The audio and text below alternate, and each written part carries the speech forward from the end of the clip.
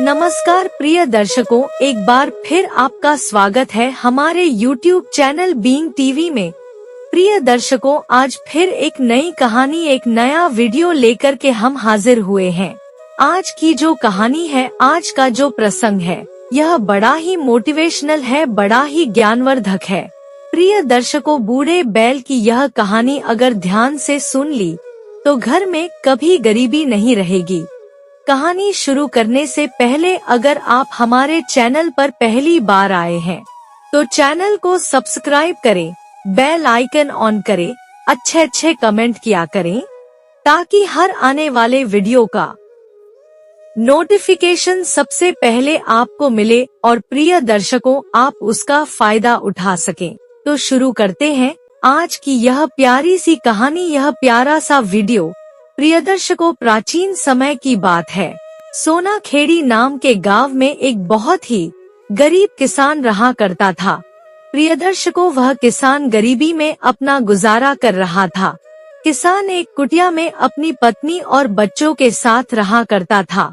उसके पास बहुत थोड़ी सी जमीन थी जिसमें खेती करके किसी प्रकार वह अपने घर का गुजारा चलाया करता था। गरीबी से वह किसान बहुत परेशान हो चुका था। उसके घर में खाने के लिए भोजन भी नहीं मिल पाता था क्योंकि उसकी थोड़ी सी जमीन में बहुत ही कम अनाज उत्पन्न होता था जो उसके परिवार को एक साल भी नहीं पूरता था। अब धीरे धीरे समय व्यतीत होता है और उस किसान का जो पुत्र था वह पढ़ाई के लिए विद्यालय जाता है, परंतु प्रिय दर्शकों, विद्यालय की फीस जमा करने के लिए उस किसान के पास धन नहीं था। उसकी ऐसी स्थिति नहीं थी कि वह अपने पुत्र को किसी अच्छे विद्यालय में शिक्षा अध्ययन करने के लिए भेज सके। अपनी गरीबी से तंग आकर वह किसान गलत मार्ग पर चला जाता है और अपने ही गांव में चोरी करने लगता है, दूसरों के घरों में डांका डालने लगता है। अब चोरी करके कुछ दिन तो उसका घर अच्छे से चलता है। उसकी पत्नी और पुत्र बड़े प्रसन्न न थे।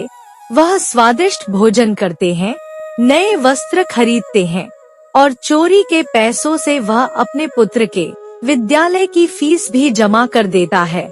इस प्रकार का जीवन जीने में उस किसान को बड़ा आनंद आ रहा था। अब उसके पास किसी चीज की कमी नहीं थी। अच्छे वस्त्र थे, स्वादिष्ट भोजन था। इसी प्रकार वह कुछ समय तक चोरी करता है और अपना अच्छा जीवन जीता है।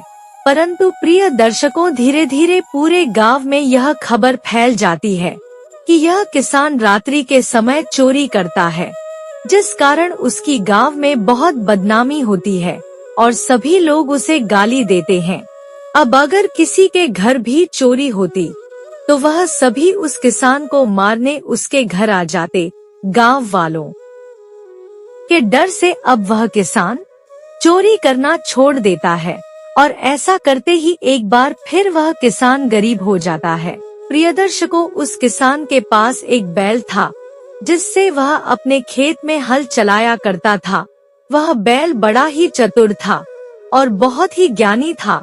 नीति शास्त्र का उस बैल को बड़ा ही अच्छा ज्ञान था। दर्शकों, एक दिन की बात है, वह किसान अपनी गरीबी से परेशान होकर और अपने घर के बाहर आकर बैठ जाता है और रोने लगता है। किसान कहता है कि हे भगवान, तूने मुझे कैसा जीवन दिया है। इस गरीबी से अब मैं बहुत तंग आ चुका हूँ। ना तो खाने को भोजन मिलता है और ना पहनने के लिए अच्छे वस्त्र। पुत्र की शिक्षा के लिए भी मेरे पास धन नहीं है। अगर मेरा पुत्र शिक्षा ग्रहण नहीं करेगा तो वह भी मेरी तरह गरीब ही रह जाएगा। प्रिय दर्शकों, किसान की सारी बातें वह बैल सुन रहा था। बैल किसान के पास आता है और कहता है कि किसान, तुम क्यों रो रहे हो, क्या बात है? तब किसान कहता है कि बैल, मैं बहुत गरीब हूँ, मेरे पास कुछ नहीं है। मैं धनवान होना चाहता हूँ। मैं भी चाहता हूँ कि मेरा बड़ा आलीशान मकान हो जिसमें मैं अपने परिवार के साथ रहूं। मुझे हर दिन स्वादिष्ट भोजन मिले। मेरा पुत्र नगर के सबसे अच्छे विद्यालय में शिक्षा अध्ययन करने के लिए जाए, परंतु मेरी गरीबी के चलते यह संभव नहीं है। तब बैल कहता है कि किसान, तुम चिंता ना करो, मैं तुम्हें एक कहानी सुनाता हूँ। अगर यह कहानी तुमने ध्यान से सुन ली तो तुम कभी गरीब नहीं रहोगे। यह कहानी एक रंग को राजा बना देती है। प्रिय दर्शकों, किसान कहता है कि बैल, तुम कहानी सुनाओ, मैं पूरा मन लगा कर के कहानी सुनूंगा। प्रिय दर्शकों, बैल अपनी कहानी प्रारंभ करता है। बैल कहता है कि हे किसान, 36 वर्ष पहले की बात है। शोभापुर नाम के नगर पर राजा वीर प्रताप राज्य किया करते थे। राजा वीर प्रताप बड़े ही दयालु और नेक दिल राजा थे। वह अपनी प्रजा को कोई दुख नहीं दिया करते थे, हमेशा प्रजा के हित में ही फैसला लिया करते थे। नगर की प्रजा भी अपने राजा से बड़ी प्रसन्न थी। राजा के दरबार से कोई भी मनुष्य खाली हाथ नहीं लौटता था। राजा सबकी मुराद सुनता था और सबकी सहायता किया करता था। प्रिय दर्शकों, राजा वीर प्रताप अक्सर अपने नगर के जंगल में टहलने के लिए जाया करता था।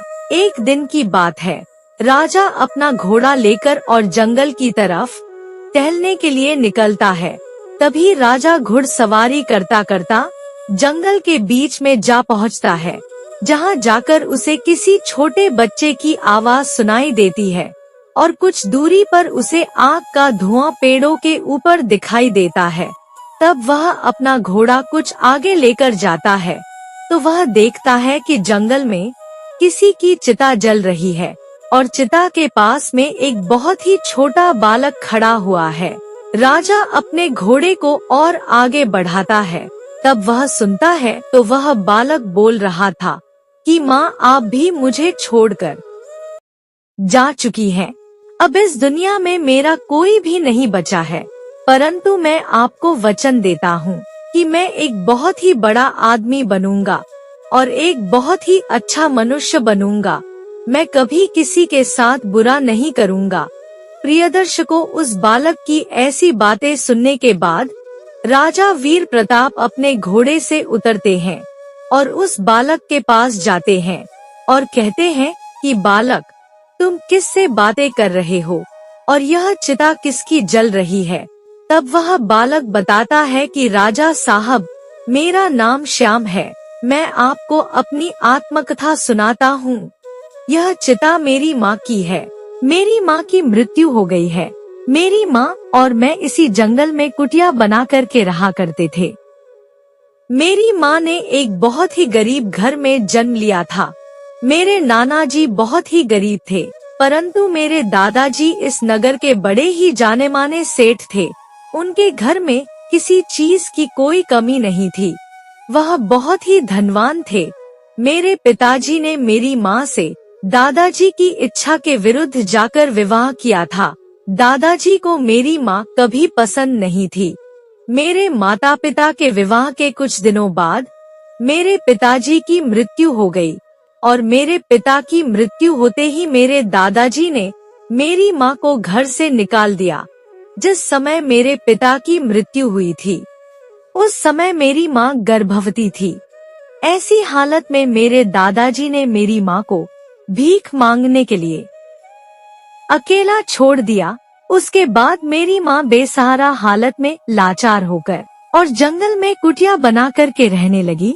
किसी प्रकार वह अपना पेट भर लिया करती थी। कुछ महीनों बाद मेरा जन्म हुआ।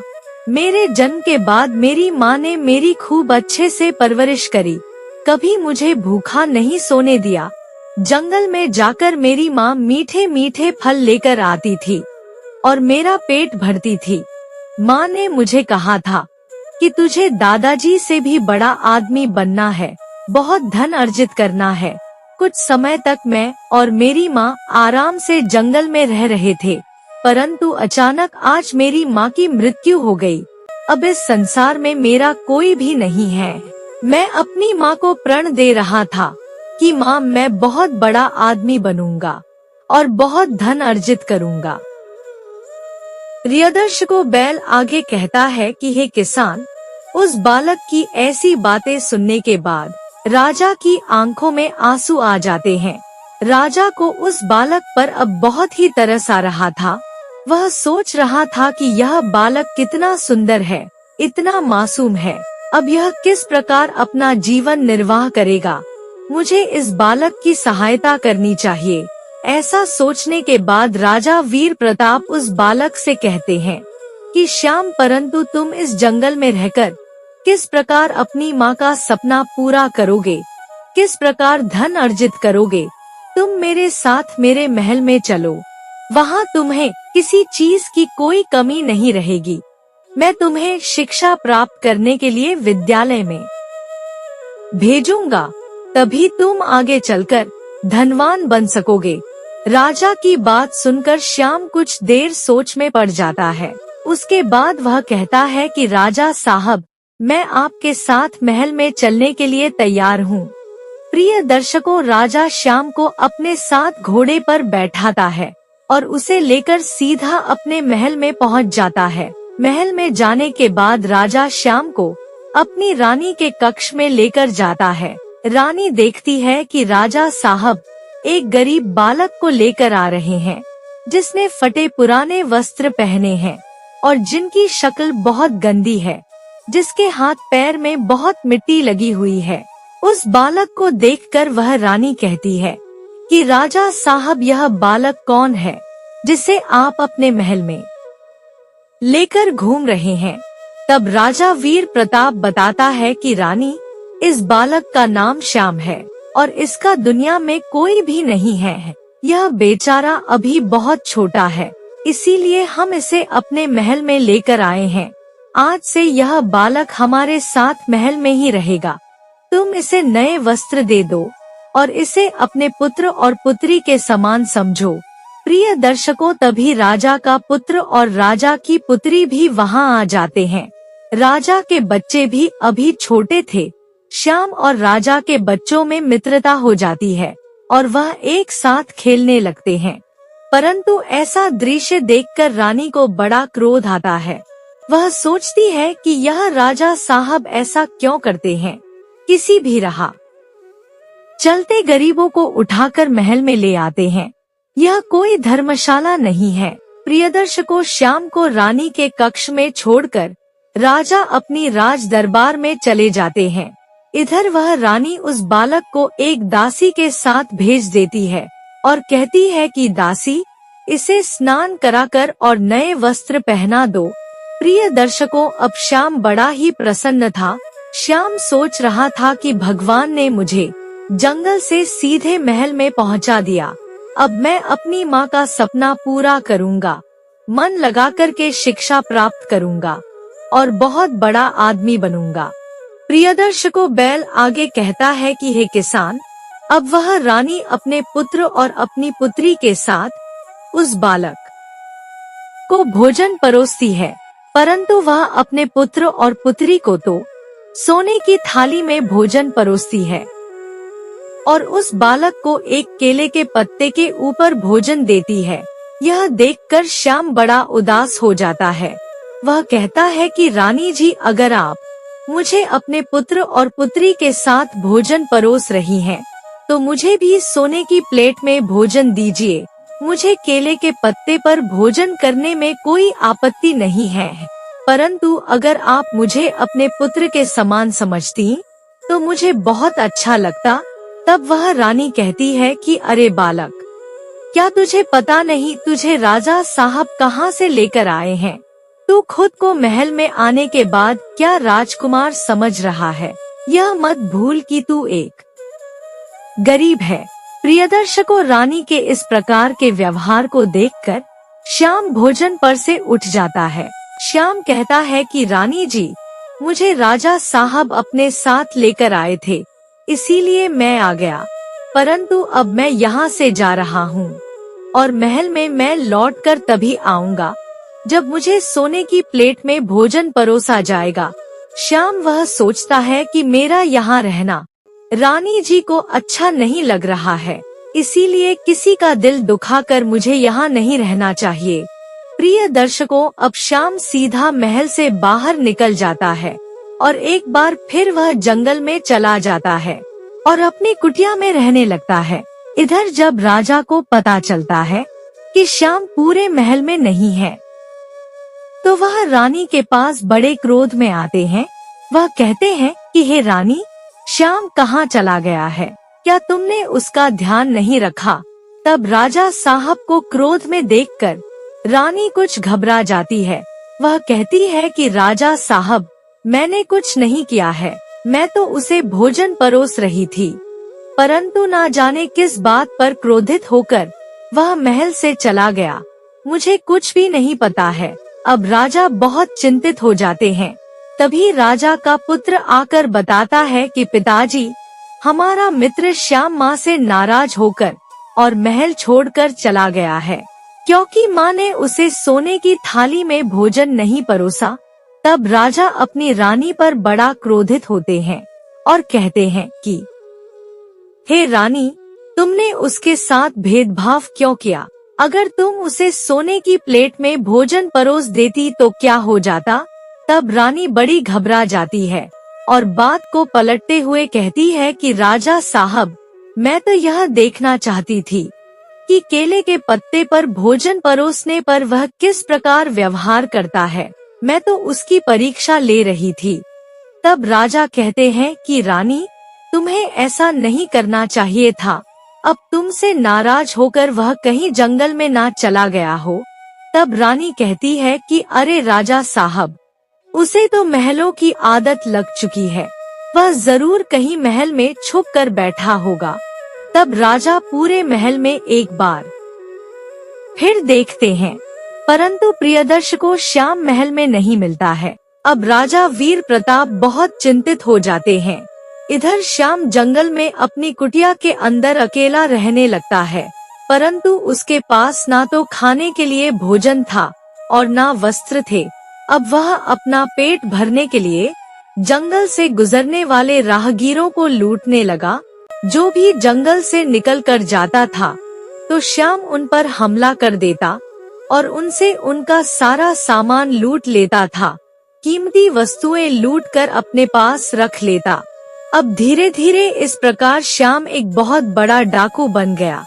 कई लोगों को उसने मौत के घाट उतार दिया, कई लोगों की हत्या कर दी। अब सभी लोग उस रास्ते से जाने में घबराने लगे, क्योंकि सभी को पता था कि जंगल के रास्ते अगर गुजरेंगे तो डाकू हमें लूट लेगा और हो सकता है कि हमारी हत्या कर दे। प्रिय दर्शकों, बैल आगे कहता है कि हे किसान, उसी जंगल में एक साधु महाराज अपनी कुटिया बना कर के रहा करते थे और अपना आश्रम चलाया करते थे।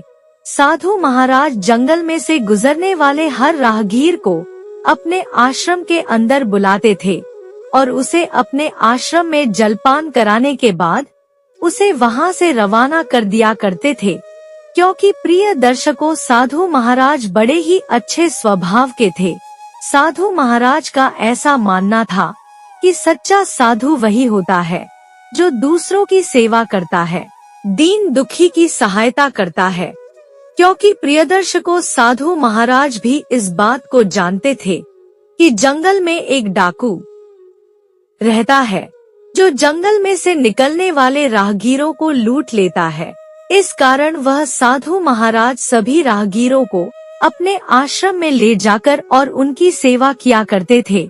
इधर प्रियदर्शकों, आसपास के सभी नगर के लोगों को यह पता था कि जंगल में बड़ा ही खूंखार डाकू रहता है और अगर कोई भी जंगल में से अकेला गुजरता है तो वह उस पर आक्रमण कर देता है और उसे लूट लेता है। परंतु अगर कोई झुंड बना कर के गुजरता है तो वह डाकू उस पर हमला नहीं करता है। ऐसा विचार करने के बाद सभी नगर वाले एक योजना बनाते हैं और वह सोचते हैं कि हमें सबको साथ में लेकर और जंगल में चलना चाहिए और उस डाकू को मौत के घाट उतार देना चाहिए। उसे लाठी से मार कर और उसकी हत्या कर देनी चाहिए।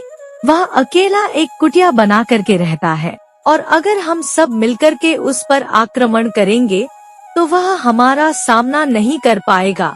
अब प्रिय दर्शकों, अगले ही दिन नगर के बहुत से लोग झुंड बना करके और लाठी लेकर जंगल की तरफ निकल पड़ते हैं। वह सभी उस डाकू को पुकार रहे थे और बोल रहे थे कि डाकू, अगर तू बलवान है, अगर तू एक बाप की औलाद है, तो हमारे सामने आ, अब हमें लूट कर दिखा। आज हम तुझे छोड़ेंगे नहीं, आज तेरा अंत निश्चित है। इस प्रकार का क्रोध देखकर प्रिय दर्शकों, श्याम जो डाकू था वह बहुत डर जाता है, घबरा जाता है, वह भागने लगता है। इधर नगर के सभी लोग पूरे जंगल को घेर लेते हैं और उस डाकू को ढूंढने लगते हैं। श्याम भागता भागता और साधु महाराज के आश्रम पर पहुंच जाता है। साधु महाराज के आश्रम में पहुंचने के बाद वह बताता है कि साधु महाराज, मैं डाकू हूँ और जंगल में सभी को मैं लूटा करता था, परंतु आज नगर के सभी लोग मुझे मारने के लिए आ रहे हैं। आप कृपया मुझे बचा लीजिए। आज के बाद मैं कभी किसी को नहीं लूटूंगा, कोई चोरी नहीं करूंगा। अब प्रिय दर्शकों, साधु महाराज श्याम को अपने आश्रम में अंदर छुपा देते हैं और खुद बाहर आ जाते हैं। इधर नगर के सभी लोग श्याम को ढूंढते ढूंढते और साधु महाराज के आश्रम पर आ पहुँचते हैं और कहते हैं कि साधु महाराज, क्या आपने उस डाकू को देखा है जो जंगल से गुजरने वाले राहगीरों को लूटा करता था? आज हम उसे नहीं छोड़ेंगे, उसे मृत्यु के घाट उतार देंगे। तब साधु महाराज कहते हैं कि अरे भाई, परंतु उस डाकू की तो मृत्यु हो चुकी है। कल रात्रि में ही एक जंगली जानवर ने उसे अपना शिकार बना लिया। साधु महाराज की ऐसी बातें सुनकर सभी लोग बड़े प्रसन्न हो जाते हैं। वह कहते हैं कि चलो, यह बड़ा अच्छा हुआ, हमें अपने हाथ गंदे नहीं करना पड़ा और उस डाकू का अंत भी हो गया। अब प्रसन्न होकर नगर के सभी लोग अपने नगर को लौट जाते हैं। इधर सबके जाने के बाद वह श्याम आश्रम में से बाहर आता है और साधु महाराज के चरणों में गिर पड़ता है। श्याम कहता है कि साधु महाराज, मुझे माफ कर दीजिए। मैंने इस जंगल में आतंक फैला के रखा था, परंतु अब मेरी बुद्धि ठिकाने आ चुकी है। अब मैं कभी ऐसा कार्य नहीं करूँगा जिसके कारण किसी को तकलीफ हो। मैं कभी किसी को नहीं लूटूंगा। तब साधु महाराज उसे हाथ पकड़कर और खड़ा करते हैं। वह कहते हैं कि तुम चिंता ना करो पुत्र, वह सभी लोग जा चुके हैं। अब श्याम कहता है कि साधु महाराज, परंतु आपने ऐसा क्यों कहा कि मेरी मृत्यु हो चुकी है? मैं तो जीवित हूँ। क्या आपने सभी से झूठ बोला है? तब साधु महाराज कहते हैं कि नहीं पुत्र, मैं झूठ नहीं बोलता हूँ। जब भी कोई मनुष्य अपने आप को बदलता है, अपने बुरे चरित्र को छोड़कर और एक नए चरित्र को धारण करता है, तब उसका नया जन्म होता है। जिस प्रकार आज तुमने अपना चरित्र बदला है, इसीलिए आज ही तुम्हारा नया जन्म हुआ है। प्रिय दर्शकों, अब इसी प्रकार वह साधु महाराज और श्याम कुछ देर तक बातें करते हैं। श्याम अपनी सारी आत्मकथा साधु महाराज को बताता है। श्याम की पूरी आत्मकथा सुनने के बाद साधु महाराज कहते हैं कि देखो पुत्र, तुमने मुझे बताया कि तुम्हारी माँ यह चाहती थी कि तुम एक बड़े आदमी बनो, बहुत धन अर्जित करो, सभी लोग तुम्हारा आदर सम्मान करें, परंतु अभी तुम्हारा जीवन बिल्कुल विपरीत है। तुम एक डाकू हो, तुम्हें सबसे छुपकर जंगल में रहना पड़ता है। तुम्हें दिन रात यह भय लगा रहता है कि कोई आकर तुम्हारी हत्या कर देगा और संसार में कोई भी मनुष्य तुम्हारी इज्जत नहीं करता है, तुम्हारा आदर सम्मान नहीं करता है। इस प्रकार तो तुम अपनी माँ के सपने को कभी पूरा नहीं कर पाओगे। तब श्याम कहता है कि साधु महाराज, मुझे कभी शिक्षा प्राप्त ही नहीं हुई, मुझे कभी शिक्षा प्राप्त करने का अवसर ही नहीं मिला, तो आप ही बताइए मैं किस प्रकार शिक्षा प्राप्त करता। पेट भरने के लिए मुझे जो उचित लगा मैंने वही किया, परंतु अब मैं खुद को बदलना चाहता हूँ। मैं यह चाहता हूँ कि सभी लोग मेरा आदर सम्मान करें। जिस प्रकार वह आपका आदर सम्मान करते हैं। मैं आज से बुरे कर्म छोड़कर सत मार्ग पर चलना चाहता हूँ। अपनी माँ के सपने को पूरा करना चाहता हूँ। श्याम आगे कहता है कि साधु महाराज, आप मुझे बताइए कि अगर मैं शिक्षा प्राप्त करना चाहूँ तो किस प्रकार कर सकता हूँ? कौन मुझे शिक्षा देगा? प्रिय दर्शकों, बैल आगे कहता है कि हे किसान, श्याम की इतनी बातें सुनने के बाद साधु महाराज को यह आभास हो चुका था कि यह मनुष्य अब बदलने के लिए तैयार है। इसका हृदय परिवर्तन हो चुका है। साधु महाराज श्याम से कहते हैं कि पुत्र, उठो, मेरे साथ चलो। इतना कहकर साधु महाराज श्याम के हाथ में 2 बड़े बड़े पत्थर पकड़ा देते हैं और उसे अपने पीछे पीछे पहाड़ी के ऊपर चढ़ने के लिए कहते हैं। अब साधु महाराज आगे आगे पहाड़ी पर चढ़ते जाते हैं और पीछे श्याम दोनों पत्थर लेकर पहाड़ी पर चढ़ने लगता है। कुछ देर तक चलने के बाद श्याम के हाथ दुखने लगता है। उसे बहुत पीड़ा हो रही थी। तब वह साधु महाराज से कहता है कि गुरुजी, यह पत्थर बहुत ही भारी है, मुझे बहुत पीड़ा हो रही है। अगर आपकी अनुमति हो तो मैं एक पत्थर को नीचे रखना चाहता हूँ। तब साधु महाराज कहते हैं कि पुत्र, तुम एक पत्थर रख सकते हो। प्रिय दर्शकों, अब श्याम एक पत्थर नीचे रख देता है और एक पत्थर को लेकर पहाड़ी पर चढ़ने लगता है। अब कुछ देर और आगे चढ़ने के बाद श्याम को पीड़ा होने लगती है। अब वह एक पत्थर भी उसे बहुत भारी लग रहा था। तब वह साधु महाराज से कहता है कि गुरुजी, मैं अब एक पत्थर और लेकर नहीं चल सकता, यह पत्थर बहुत भारी लग रहा है, क्या मैं इसे नीचे रख सकता हूँ? तब साधु महाराज कहते हैं कि ठीक है पुत्र, तुम उस पत्थर को भी नीचे रख दो। अब पत्थर नीचे रखने के बाद श्याम खाली हाथ बड़े आराम से साधु महाराज के साथ पहाड़ी के ऊपर चढ़ जाता है। पहाड़ी के ऊपर चढ़ने के बाद श्याम पूछता है कि गुरुजी, आपने मुझे पत्थर क्यों दिए थे? आप मुझे क्या बताना चाहते हैं? तब साधु महाराज कहते हैं कि पुत्र, जिस प्रकार तुम पत्थरों का बोझ लेकर ऊपर नहीं आ पा रहे थे, मेरी बराबरी नहीं कर पा रहे थे, जिस प्रकार मैं चल रहा था तुम नहीं चल पा रहे थे, उसी प्रकार तुम्हारे ऊपर तुम्हारे बुरे कर्मों का बोझ रखा हुआ है। तुमने ना जाने कितने लोगों की हत्या करी है, कितने लोगों का मेहनत से कमाया हुआ धन लूटा है। उन सब का श्राप, उन सब की बद्दुआ तुम्हारे साथ है और उसका बोझ इतना है जिसके कारण तुम मेरी बराबरी नहीं कर सकते। अगर तुम चाहते हो कि सभी लोग तुम्हारा आदर सम्मान करें और तुम अपनी माँ का सपना पूरा कर सको, उसके लिए तुम्हें सभी का विश्वास जीतना होगा। सभी को यह विश्वास दिलाना होगा कि तुम बदल चुके हो, तभी वह सब तुम्हारा आदर सम्मान करेंगे। तब श्याम कहता है कि गुरुजी, मैं किस प्रकार सभी को यह विश्वास दिला सकता हूँ कि मैं बदल चुका हूँ और किस प्रकार सब मेरा आदर सम्मान करेंगे। प्रिय दर्शकों, तब साधु महाराज बताते हैं कि पुत्र, तुमने सभी को लूट लूट कर बहुत सारा धन अपनी कुटिया में इकट्ठा कर लिया है। तुम उस सारे धन को गरीबों में बांट दो, सभी को दान कर दो। जब तुम ऐसा करोगे तो नगर के सभी लोग तुम्हारा आदर सम्मान करने लगेंगे। वह सभी सोचेंगे कि यह श्याम दूसरों की सहायता करता है, गरीबों की मदद करता है, और जब सब तुम्हारा सम्मान करेंगे तो तुम एक बड़े आदमी बन जाओगे और तुम्हारी माँ का सपना पूरा हो जाएगा।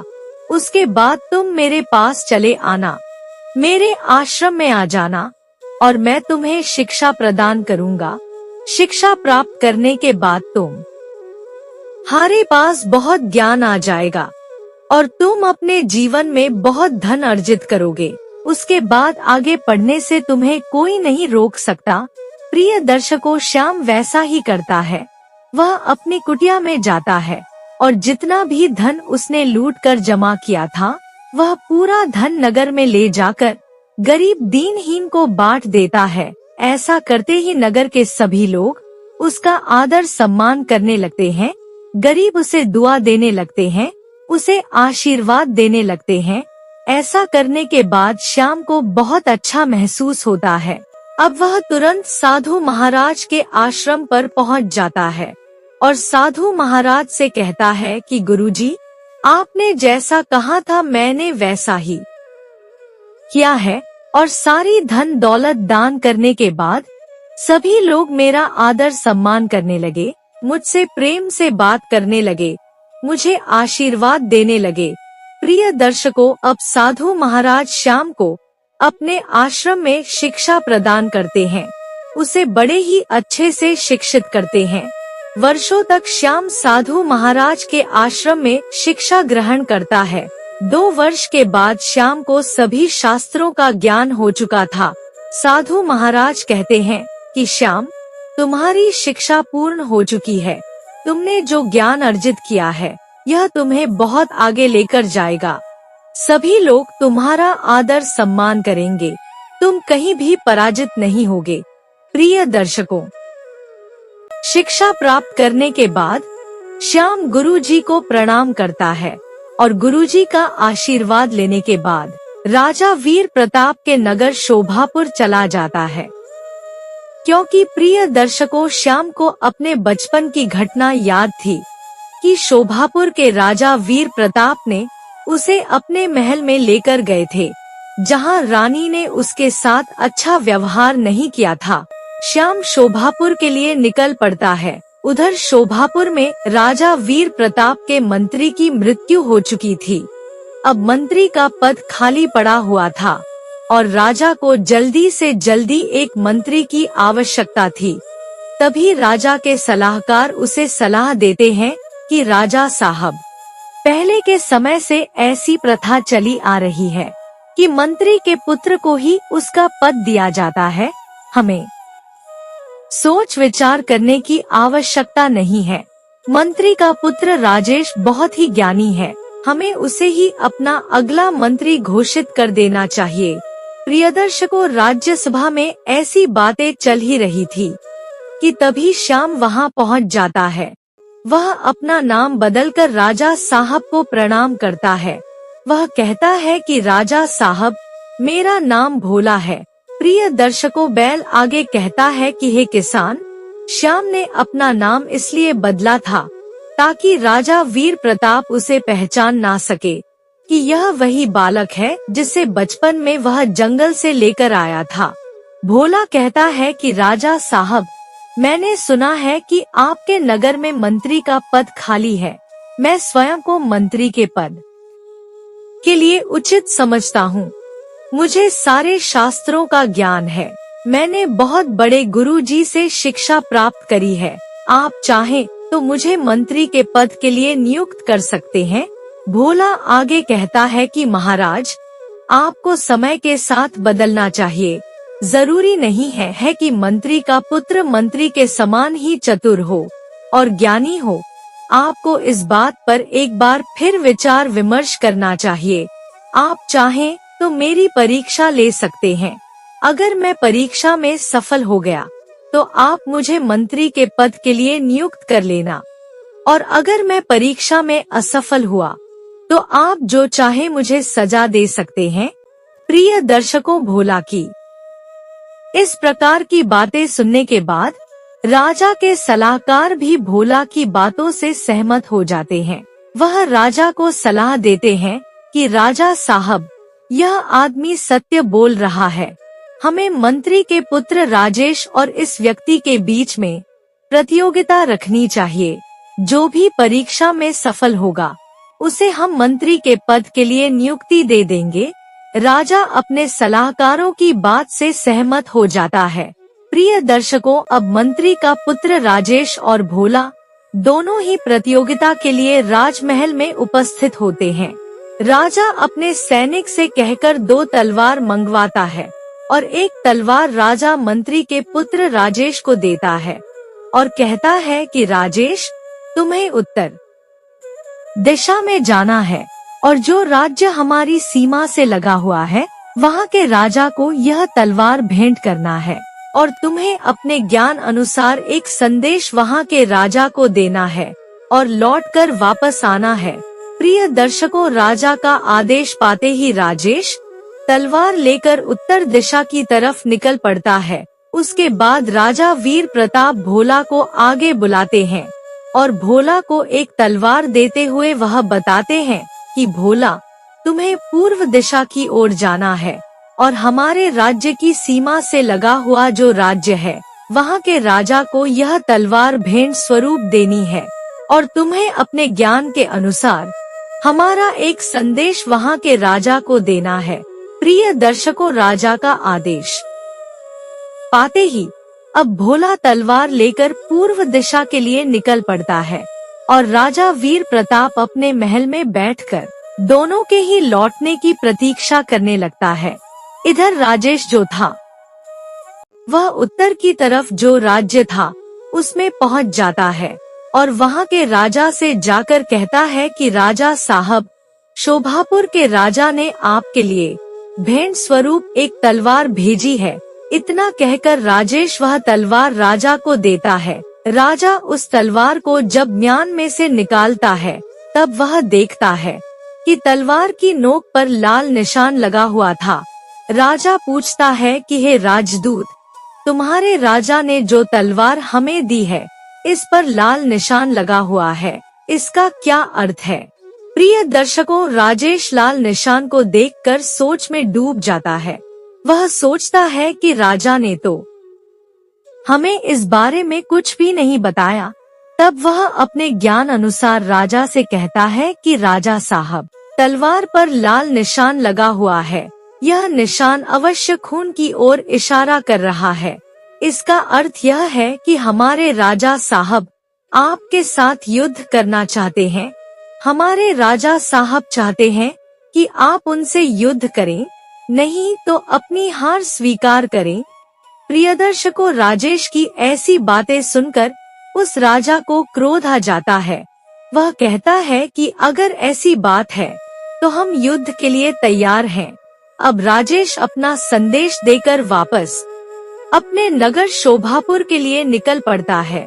प्रियदर्शकों, बैल आगे कहता है कि हे किसान, भोला पूर्व दिशा वाले राज्य में पहुंच जाता है और राज्यसभा में जाकर भोला राजा साहब को वह तलवार देता है और कहता है कि राजा साहब, मैं शोभापुर के राजा की तरफ से आपके लिए भेंट लेकर आया हूँ। तलवार लेकर जब वह राजा उस तलवार को म्यान में से निकालता है तब वह देखता है कि तलवार की नोक पर लाल निशान लगा हुआ है। राजा भोला से पूछता है कि हे राजदूत, आपके राजा साहब ने जो तलवार हमें भेंट में दी है इसकी नोक पर लाल निशान लगा हुआ है। क्या आप हमें बता सकते हैं इसका क्या अर्थ है? प्रियदर्शकों, अब भोला अपने ज्ञान अनुसार राजा से कहता है कि राजा साहब, इस लाल निशान का यह अर्थ है कि हमारे राजा साहब आपके साथ मित्रता करना चाहते हैं। हमारे राजा साहब वीर प्रताप का ऐसा मानना है कि उनका रक्त और आपका रक्त एक समान है और हमें युद्ध करके रक्त को नहीं बहाना चाहिए। इसीलिए तलवार की नोक पर लाल निशान लगा हुआ है जो हमें याद दिलाएगा कि हमें रक्त नहीं बहाना है और मित्रता करके एक दूसरे के राज्य की सहायता करनी है, एक दूसरे के राज्य की ताकत को बढ़ाना है। प्रियदर्शकों, भोला के मुख से राजा वीर प्रताप का ऐसा संदेश सुनकर वह राजा बहुत प्रसन्न होता है। वह भोला को उपहार स्वरूप अपने सैनिकों की एक बहुत बड़ी टुकड़ी देता है और कहता है कि हे राजदूत, अपने राजा वीर प्रताप से जाकर कहना कि हम उनके साथ यह मित्रता अवश्य निभाएंगे। प्रिय दर्शकों, अब सैनिकों की टुकड़ी को लेकर भोला अपने नगर शोभापुर के लिए निकल पड़ता है। उधर राजेश जैसे ही अपने नगर के लिए निकलता है तब उत्तर दिशा का राजा युद्ध की तैयारी करने लगता है। वह अपनी बहुत बड़ी सेना की टुकड़ी को युद्ध के लिए भेज देता है। जब राजेश अपने नगर पहुंचता है तब राजा वीर प्रताप पूछते हैं कि बताओ राजेश, तुमने राजा को क्या संदेश दिया। तब राजेश बताता है कि राजा साहब, मैंने कहा कि हमारे राजा साहब आपके साथ युद्ध करना चाहते हैं और हमारे राजा आपको पराजित करेंगे। आपका आदेश पाते ही उत्तर दिशा का राजा युद्ध के लिए अपनी सेना को भेज रहा है।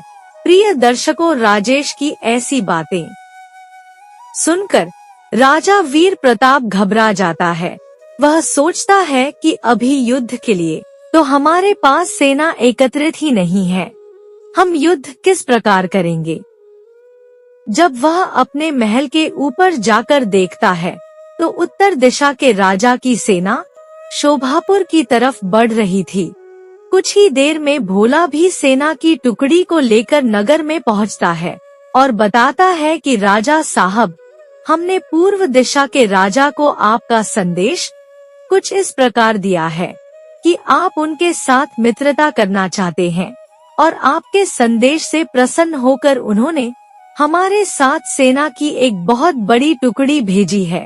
प्रिय दर्शकों, अब भोला जो सेना की टुकड़ी लाया था उसकी सहायता से और राजा वीर प्रताप अपना युद्ध जीत जाता है।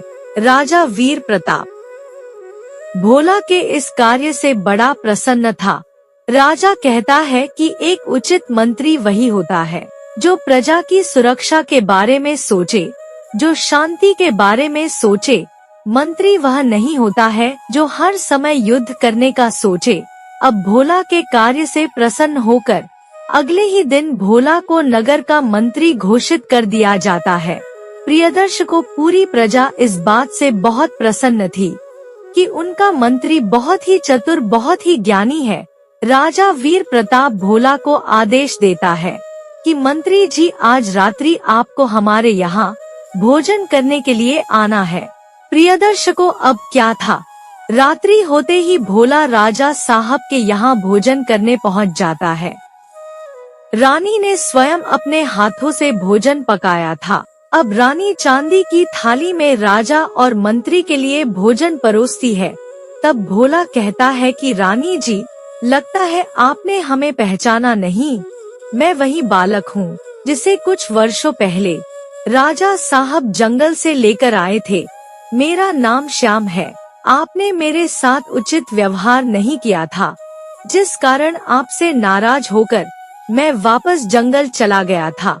मैंने आपसे कहा था कि मैं उसी दिन लौट कर आऊंगा जिस दिन आप मुझे सोने की थाली में भोजन परोसेंगी। प्रिय दर्शकों, रानी को अपनी करनी पर बहुत पछतावा होता है और राजा को भी सारा वाकया याद आ जाता है। अब रानी श्याम से क्षमा मांगती है। वह कहती है कि पुत्र, मुझे माफ कर दो, मुझे नहीं पता था कि मुझसे इतनी बड़ी गलती हो रही है। अब रानी सोने की थाली लाती है और उसमें श्याम को भोजन परोसती है। श्याम कहता है कि रानी साहिबा, मैं आपसे नाराज नहीं हूँ। आपने ऐसा किया इसीलिए आज मैं इतने बड़े राज्य का मंत्री बना हूँ। आपकी उस गलती ने मुझे ऐसा करने पर मजबूर कर दिया। प्रिय दर्शकों, इधर राजा भी बड़ा प्रसन्न होता है।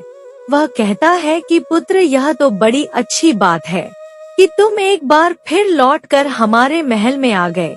हम तुम्हें बहुत याद किया करते थे।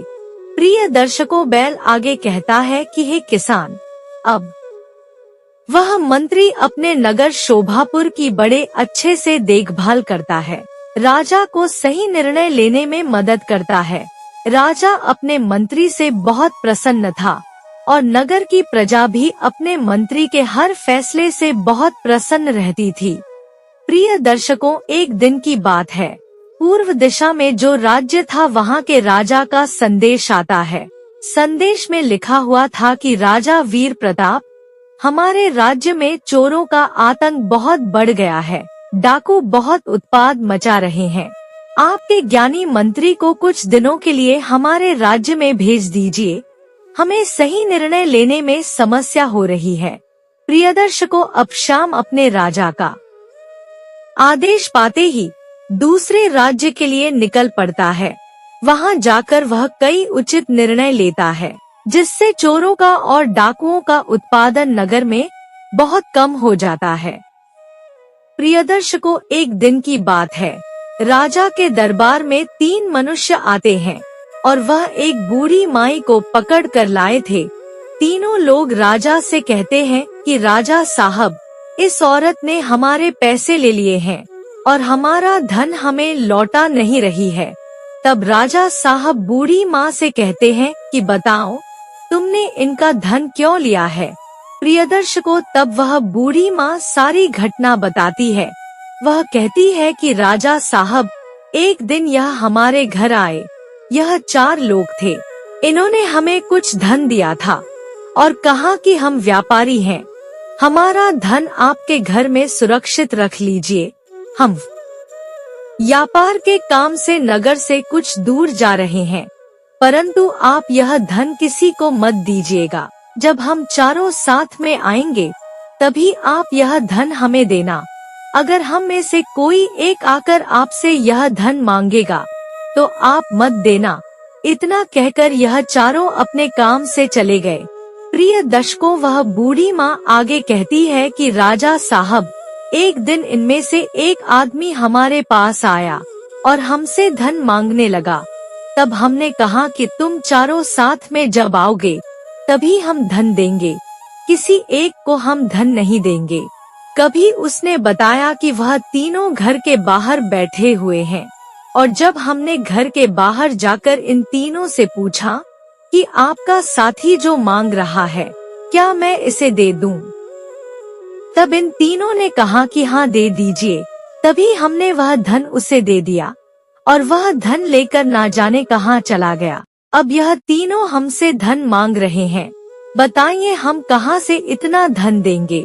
प्रिय दर्शकों, तब वह तीनों आदमी कहते हैं कि राजा साहब, हमें तो बहुत प्यास लग रही थी। हमने अपने साथी को पानी लेने के लिए घर के अंदर भेजा था। हमें क्या पता था कि वह धन मांग रहा है। हमने कहा कि यह जो मांग रहा है दे दो। जरूर उस धन में इस बुढ़िया ने आधा हिस्सा लिया होगा, तभी सारा धन उसे दे दिया। दर्शकों, राजा बड़ी उलझन में फंस गए। उन्हें समझ में नहीं आ रहा था कि किसकी गलती है। ना तो इन तीनों आदमियों की गलती है और ना बूढ़ी माँ की गलती है। अब राजा साहब श्याम से कहते हैं कि भाई मंत्री जी, आप ही इनका निर्णय करिए, हमें तो कुछ समझ में नहीं आ रहा है।